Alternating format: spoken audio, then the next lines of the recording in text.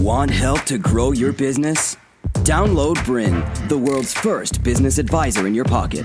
To find out more, visit BRiN.ai or search the App Store today.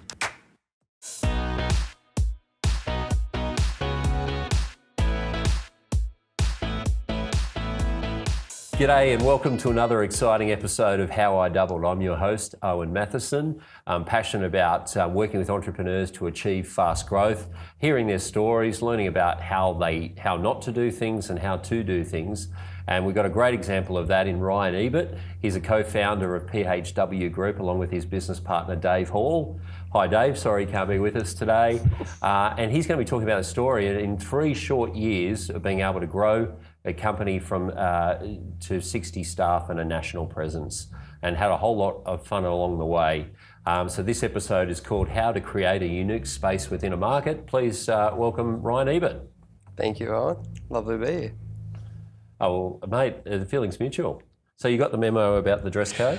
Yeah, I did come in the blue jacket as well, but I thought I'd lose that for the episode just so that we don't sink completely. We would have been just channeling twins all over, wouldn't we? Absolutely. Yeah. Only our mother could tell us apart. So, mate, a good place to start is where it all began.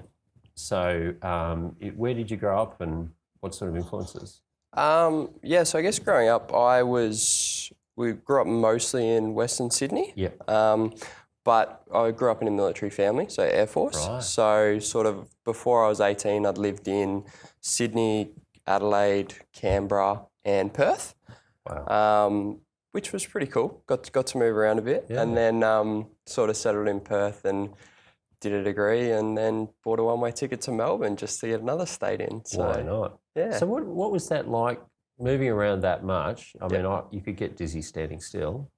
But how did that help you in terms of your business skills?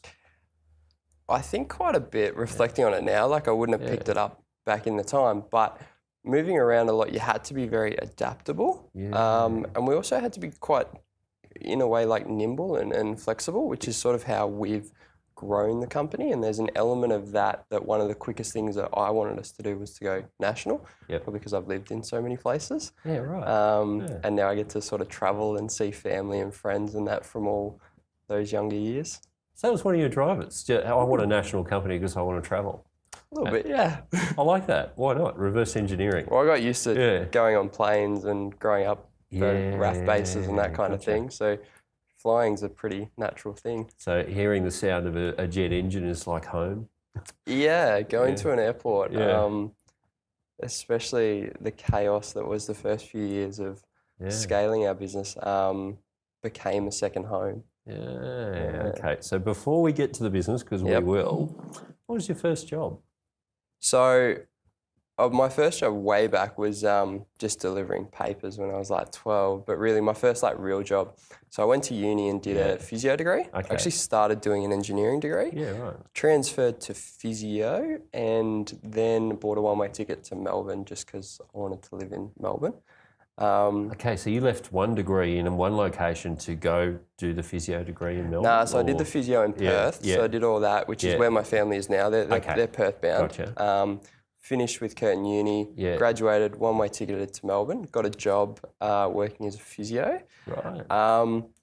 It didn't plan out the way that I wanted it to. Always so interesting. Yeah. I sort of thought I'd be the young 20-year-old, like early 20s, move over to, world's most livable city and everything would be great, got this first job, that kind of thing. When I got there, I actually found out, because I'd gotten the job when I was back in Perth, didn't really, like just a kid, didn't really know anything. And I was dumped into clinics as the only physio as part of a multidisciplinary team. Just graduated. Real? Yeah, right. So you're just thrown in the deep end, baptism absolutely. With fire. And I guess the guy that was running the company was nowhere to be found. There was no supports. Like it was chaos. And then I didn't have any supports with family and friends and that as well. Yeah. So my job was not only to just treat patients and stuff, but almost drum up and build a business, which I'd never done. Wow.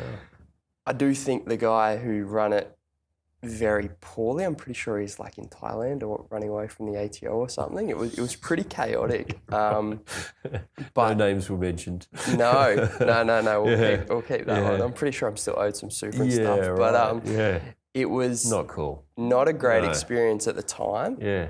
but it probably shifted to doing what I'm now doing, Yeah. not being in a comfortable job, not being in a comfortable environment. I learnt a lot. No, I bet you did. Yeah. What were some of the things that you learnt about how not to do business, like in those early days? Like this guy, obviously, there was a lot of opportunities to have Yeah. examples of that. He hired a bunch of people. What I realized when I started working was it was a Yeah. bunch of people that weren't familiar. So heaps of us were from interstate or international or something like that. Yeah. So it was kind of a big unknown to the market. So we didn't actually know what the market was. The other big thing that I learnt was that people just genuinely need support. Yes. I was okay a Yeah. little bit because like I'd moved around a lot as a kid, and that as much as that was great fun, it was also a bit of a hardening experience, like Yeah. leaving school friends and all that kind of thing, and not really having a stable family location. But yeah, people genuinely need support, and isolation can just like be a business killer. So when we did finally all start to connect with each other and try and internally build some support, there was no cultural direction, there was no anything. So I guess one of the biggest things that I learned from a business is it needs to actually have somewhere that it's going. Yes. And it needs to have people. People ultimately need people because that makes us happy. Yeah. So Yeah, absolutely. yeah, I was surprised that I actually lasted almost a year there. Right. I thought I would have bailed out a bit quicker than that. Yeah. But you I stuck sort with of- it? yeah, I sort of Yeah. just did it for a year. Got a bit of a feel for what I wanted to do, Yep. and then bounced into a corporate sort of occupational health role after that, which was very different again. And what was that like? So that was a bit different. So instead of being in like a physio Yeah. room and just treating some patients and sort of Yeah. making do with what I had, I was then suddenly in a workplace where, we were in a nice office and I was going to work in suits every day and dealing with some structure, some routine and that kind of thing.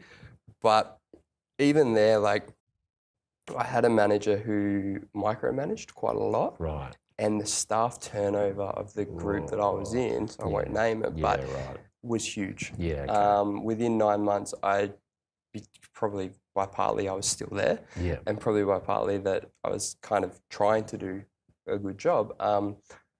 Became a state account manager and was, a 23-year-old responsible for a team of about 6 people. Stepping and up. Yeah, doing some bits and pieces. Yeah, So yeah. again, it wasn't the best situation in terms of comfort or anything like that, but it allowed for like accelerated growth and some cool experiences. So a lot of how not to do again in terms of you've got to trust your people, you've got to empower your people. Yeah. And a lot of really looking at why the company was turning over so many people and what the thing was, because it really made it clear to me that culture was such a big thing and empowering people, because this was a role that comparatively to peers that were still in physio and that was very well paid. You could get exceptional bonuses. It was Monday to Friday work, unlike out of hours and Saturday and that kind of thing. But yet it still led to a lot of turnover. And I think it was just, again, because of a bit of lack of staff support. Awesome. Well, you're watching How I Doubled. Next, we'll be talking about how PHW Group started and the journey along the way, how not to and how to do to build a national footprint. Talk soon. G'day and welcome back to How I Doubled. I'm your host, Owen Matheson. I'm with Ryan Ebert, the founder of PHW Group, and we're talking about how to create a unique space within a market. In the first episode, which I recommend you see, we talked about Ryan's beginnings, we talked about the job from hell, we talked about the corporate exposure to micromanaging, and now we're asking the question, how did you start a business? By accident. It wasn't necessarily a plan of mine to ever start a business. I honestly wanted to graduate uni and get into a well-paid corporate job and then just do some investing and be quite comfortable. But I'm done. Yeah, exactly. So much less stress. Yeah. But not nearly as fun and challenging and that kind of thing. And what I found when I started to work in corporate, I really saw that what we were doing, because I was working as an occupational injury management consultant. Yeah. So what we were doing were people were getting injured, and then we would go and help the workplace facilitate them back to work.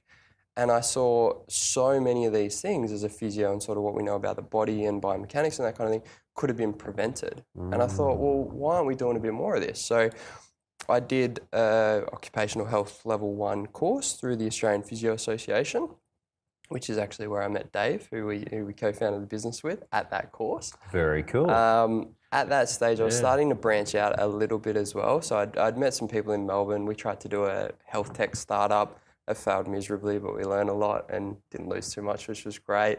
And I'd sort of gotten involved in some other things, and somehow managed my way into working with a hospitality venue. And then before I knew it, I was actually sitting on their board, and I was learning a lot about business. You would have. So it was like doing a real world MBA. Yeah. Oh, it's huge. And I'm still on that board today, and, it's really fun. Yeah. But I sort of was in this job, in this corporate environment, and I'm going, we could be preventing so much of this. Yes. Especially after I did that course. So I learned about ergonomics, office design, injury prevention, not just injury management, which is what we were doing so much of.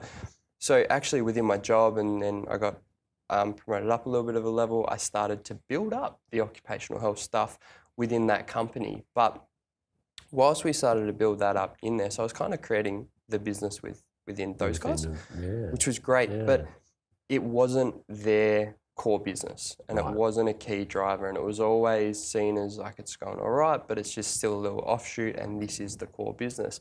And sort of by building that up, I kind of started to fall in love with doing that, and really fell out of love with the core business. And when it didn't gain the traction that I was hoping to take it, I thought, well, why don't I just try it myself? And David, he held a pretty high, or still does hold a high position with the Australian Physio Association, the chair of the National Occupational Health Committee, and him and I had been keeping in touch, just doing lunch once a month, sort of co-mentoring, telling him a bit around the millennial generation. He's a little bit older and stuff, so he was teaching me a little bit. We won't tell him more that. Mature. Yeah, more mature, a little bit more life experience. But he'd been in the space for over 10 years and technically was fantastic in the space. So he was teaching me a lot about that side of it. Great. But he wasn't really super keen on the business side of the stuff. And the fact that I was doing things with board, the fact that I was working in a national corporate company, getting exposure to that, we literally just thought, well, why don't we give this a crack and make a prevention-focused business as opposed to a reactive? And that's how it started, I think, over a coffee in a Brunswick cafe in Melbourne. As all good businesses do. Absolutely. Yeah. Or over whiskey, depending on what time of day it is. It depends what audience we're working with. Yeah. So you guys have different strengths and abilities, a good complement? Big time. Yeah, big time. So really I take the role of director of business within the company and sort of a traditional, I guess, CEO role, whereas he looks more at director of operations and COO role, which works really well because he's fantastic at the actual technician side of it. Yes. So we sort of just went with it from there. So how did you grow your business? You talked a lot about the importance of relationships. Yeah, so I actually still worked. Yeah. So one of the hardest part was because we didn't go through the normal entrepreneurial journey of let's go raise some money and do this and just be crazy and change the world. I worked full time and then would work on the business full time, and Dave continued to do a lot of his stuff, and then we would funnel sort of bits and pieces into. To continue enjoying this presentation, download BRiN, the world's first business advisor in your pocket. To find out more, visit BRiN.ai or search the App Store today.